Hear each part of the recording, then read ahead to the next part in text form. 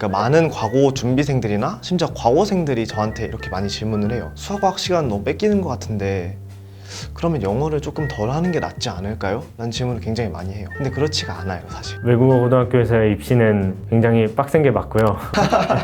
네, 안녕하세요. 저는 서울대학교 영어영문학과 2학번 김예성입니다. 성남 외국어고등학교 영어과를 졸업하고 수시로 서울대학교에 입학하게 되었습니다. 외고에 왔고 인문대에 왔지만 아직 재민이처럼 이과 쪽에 대한 열망을 버리지 못한 인문대생이라고 저 자신을 표현할 수 있을 것 같습니다. 안녕하세요. 저는 이제 경기보건과학부를 조기 졸업하고 현재 카이스트 원자력 및 양자공학과 21학번 2학년 학부생 벤재민이라고 합니다. 제 별명은 이제 원양과 헤르미온누고요. 이제 과제에 치여 살다 보니 하루가 모자라게 되어서 친구들이 이런 별명을 지어서 부르게 됐습니다.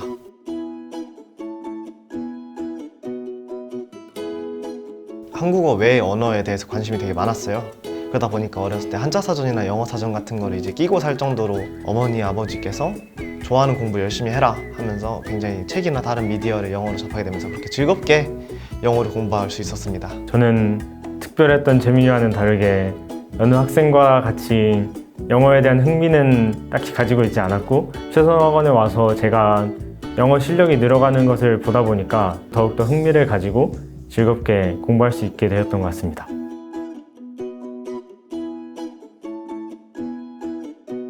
그린데이나 마이 케미컬 로맨스 같은 외국 밴드 곡을 굉장히 자주 듣다 보니까 굉장히 자연스럽게 영어 리스닝 실력이 향상이 된 것 같아요. 저도 재민이처럼 영어 밴드 음악도 자주 듣고 평소에 모든 음악 장르를 두루두루 좋아하다 보니까 영어 실력이 많이 향상됐던 것 같고 영어가 더 잘 들린 효과도 볼 수 있었던 것 같습니다.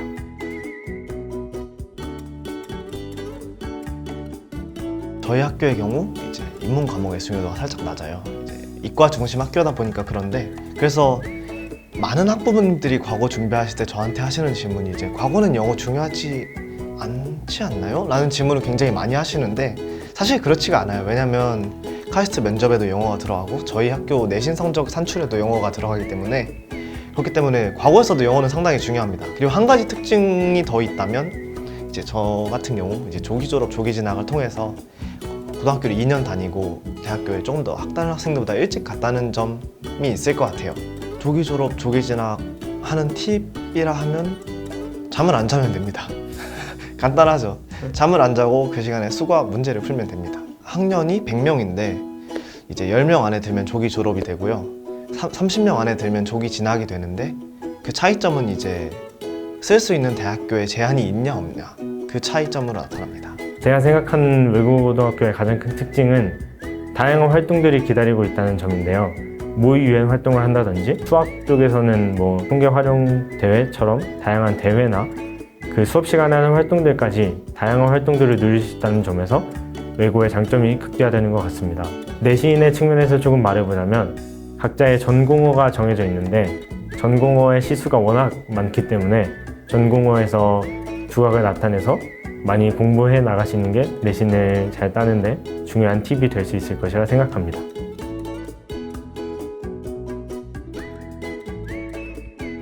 사실 과고에서는 교과 수업에만 집중하면 영어 공부하는 데는 크게 지장은 없어요. 내신 따는 데도 지장이 없고 그렇다 보니까 많은 과고 준비생들이나 심지어 과고생들이 저한테 이렇게 많이 질문을 해요.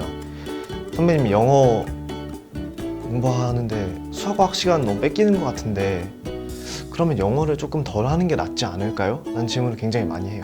근데 그렇지가 않아요, 사실. 저희가 이제 과목 시수는 영어가 굉장히 작은 편이지만 이제 R&E 활동을 하고 외국인 교수님들과 미팅을 잡기도 하고요. 그리고 더 나아가서 이제 어차피 대학교 가면 영어를 강의를 들어야 되니까 3년이나 또는 2년 내내 영어를 계속 꾸준히 해놓는 게 중요하다고 생각을 해요. 그러다 보니 제가 추천하는 가장 좋은 방법으로는 외국인, 이제 MIT나 스탠포드 같은 미국 유수의 대학들 강의가 오픈으로 열리는 경우가 많아요. 강의들의 내용을 영어로 직접 들으면서 리스닝이나 이제 강의를 제대로 이해하는 능력 그런 것들을 키우는 게 중요하고 또 연구를 하다 보면 저널들이 다 영어로 돼 있으면서 자연스럽게 리딩 실력은 향상될 수 있을 거라고 생각합니다. 대부분 수능 영어 수업을 지금 진행이 되거든요. 그러다 보니 수능 모의고사도 가끔가다 풀고 수학 공부하다 머리 식힐 때 그런 거 풀면 좋잖아요.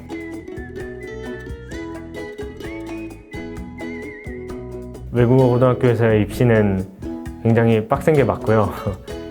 워낙 사람들이 적고 영어나 외국어, 다른 외국어 분야에서 잘하는 친구들이 많이 오니까 내신을 따기가 상대적으로 힘든 게 사실입니다. 하지만 그 과정에서도 살아남는 사람들이 존재하고 그 친구들의 가장 큰 공통점은 중학교 때 피 터지게 노력을 하고 오지 않았을까 생각을 하는데요. 최선호학원 담임 선생님께서 말씀해 주신 것 중에 중학교 3학년 때 영어가 수능 때까지 간다 라는 말씀을 해주셔서 그때 당시에 저도 저를 채찍질하면서 많이 노력했던 기억이 있는데 지금 와서 생각해보면 그때 선생님께서 해주신 말이 정말 맞는 말인 것 같아서 소름이 돋을 정도라고 표현을 하고 싶어요. 그때 노력을 하다 보면 고등학교에 진학해서 특히 외고를 진학해서도 다른 친구들과 차별화된 자신만의 노력이 빛을 발할 것이라 생각합니다.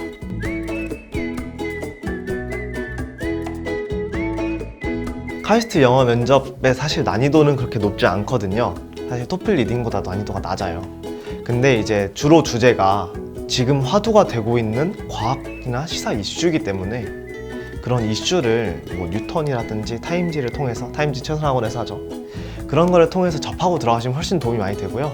스피킹의 난이도 또한 굉장히 낮은 편이니까 교수님들과 편하게 영어로 내가 알고 있는 바, 이슈에 대해서 그냥 자기 생각을 편하게 말씀하시고 온다라고 생각하시면 그렇게 크게 난이도는 어렵지 않을 거라고 생각합니다. 최선학원에서 매번 하는 거예요, 사실.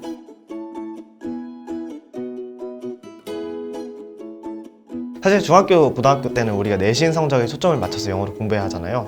근데 이제 대학생이 된 지금 생각해보면 저희 학교가 100% 영어 강의로 진행되다 보니 발표건, 교수님의 강의건 이제 영어를 잘해야 사실 학업을 진행을 할 수가 있는 구조거든요.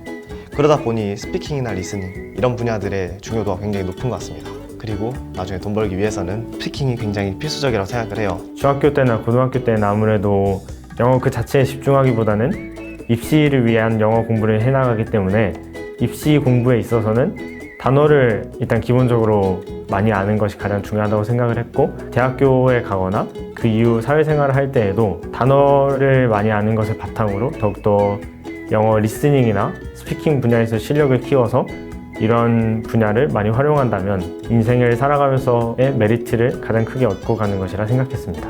저희의 이야기가 마음에 드셨다면 구독과 좋아요, 알림 설정까지. 안녕. 안녕.